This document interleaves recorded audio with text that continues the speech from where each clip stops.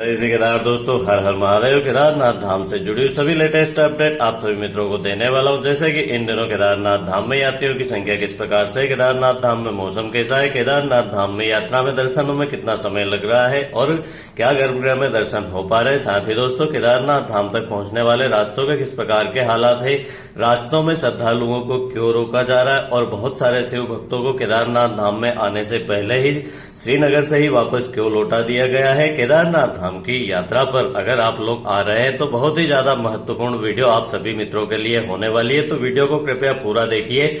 और अगर चैनल पर नए हैं तो आप सभी से विनम्र निवेदन है कि चैनल को प्लीज सब्सक्राइब कर लीजिए। केदारनाथ धाम से जुड़ी हुई ऐसी ही दोस्तों लेटेस्ट जानकारी हम आपको हमेशा देते रहेंगे। सबसे पहले दोस्तों बात करते हैं कि केदारनाथ धाम तक आने वाले यात्रियों को क्यों और कहां पर रोका जा रहा है। तो दोस्तों, सबसे जो बड़ी अपडेट अभी निकल के आ रही है वो यह है कि केदारनाथ धाम की तरफ आने वाले जितने भी यात्री है सभी का जो होता है रजिस्ट्रेशन उसे स्कैन किया जा रहा है, क्योंकि पिछले दिनों बहुत सारे यात्री ऐसे थे जो फ्रॉड जो रजिस्ट्रेशन है वह करवा के केदारनाथ धाम में पहुंचे थे और बिना रजिस्ट्रेशन के भी बहुत सारे यात्री केदारनाथ धाम तक पहुंच जा रहे थे। तो अभी दोस्तों सबसे बड़ा जो अपडेट है वो यह है कि बिना रजिस्ट्रेशन के कोई भी यात्री श्रीनगर से आगे रुद्रप्रयाग की ओर, सोनप्रयाग की ओर नहीं आ सकता।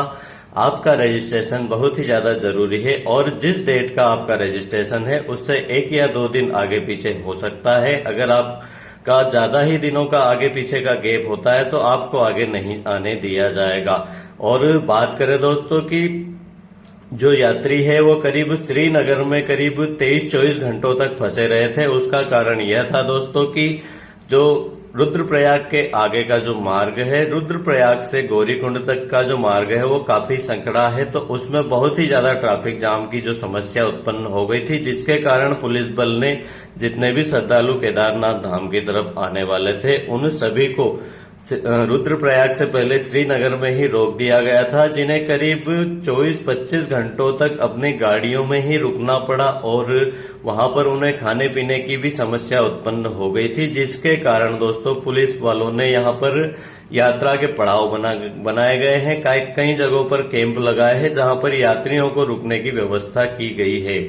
बात करें दोस्तों केदारनाथ धाम में दर्शनों में कितना समय लग रहा है, तो अगर अभी आप लोग दर्शनों की लाइन में लगते हैं तो आपको 8 से 10 घंटों का वेट करना होगा, जब जाकर आपको महादेव के दर्शन प्राप्त हो सकेंगे। और बहुत सारे मित्र मुझसे ये भी पूछ रहे थे कि क्या गर्भगृह में दर्शन हो पा रहे हैं। तो दोस्तों, गर्भगृह में अभी दर्शन नहीं हो रहे हैं क्योंकि यात्रियों की संख्या बहुत ही ज्यादा है। और बहुत सारे मित्र ये भी पूछ रहे थे कि अभी क्या वहां पर वीआईपी टोकन मिल पाएगा। तो अभी वीआईपी टोकन पूरी तरीके से बंद कर दिया गया है। और केदारनाथ धाम की यात्रा पर बहुत सारे मित्र ये भी पूछ रहे थे कि हमारा ऑनलाइन रजिस्ट्रेशन नहीं है, तो क्या हम हरिद्वार, ऋषिकेश या सोनप्रयाग, रुद्रप्रयाग में आके क्या हमारा रजिस्ट्रेशन करवा पाएंगे। तो बिल्कुल भी नहीं करवा पाएंगे दोस्तों। अभी जो ऑफलाइन रजिस्ट्रेशन वाले जो रजिस्ट्रेशन है उसे करीब 19 मई तक के लिए फिर से बंद कर दिया गया है। और ऋषिकेश में बहुत सारे यात्री पिछले 5 दिनों से वहीं पे रुके हुए हैं, जिन्हें अपना ऑफलाइन रजिस्ट्रेशन करवाना था। 17 मई का जो डेट है वो पहले दी गई थी, मगर कल जो नया अपडेट आया है उसके हिसाब से दोस्तों 19 मई तक उन सभी का रजिस्ट्रेशन नहीं हो पाएगा। तो आप दोस्तों अगर यात्रा पर आना चाहते हैं तो बिना रजिस्ट्रेशन के बिल्कुल भी यात्रा नहीं होगी।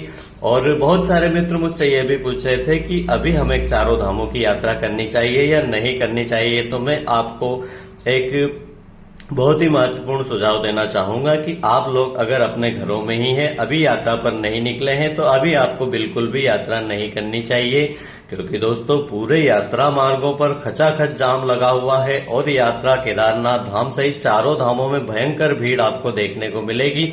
आप 1 महीने का वेट कीजिए, बहुत ही जल्द स्थिति सामान्य हो जाएगी, उसके बाद यात्रा करें। जय बाबा केदार।